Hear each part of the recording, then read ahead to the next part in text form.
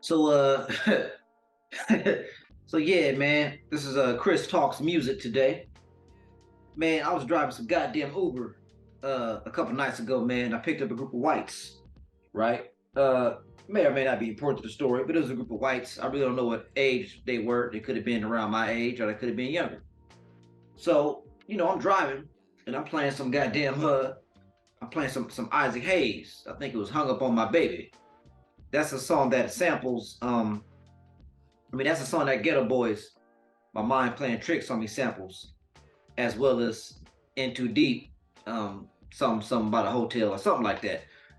But so I'm playing that song, and we start talking about music. He was like, "Oh man, who's Isaac Hayes?"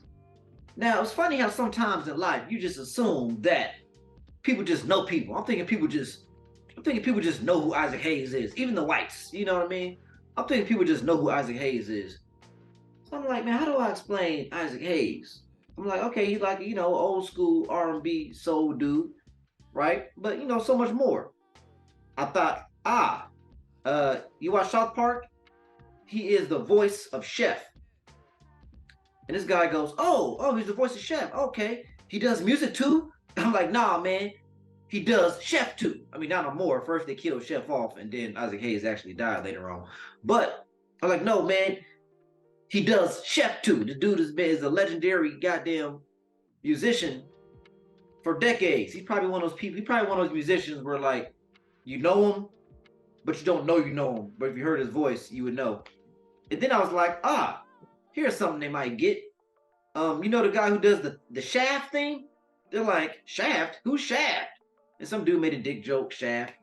Like, man, y'all don't know Shaft? I'm thinking like, you got certain things that are just in the cultural zeitgeist. So whether you actually seen the original Shaft movies, I ain't never seen the original Shaft movies. I've just always known about Shaft. He's a bad mother. Shut your mouth. I'm just talking about Shaft.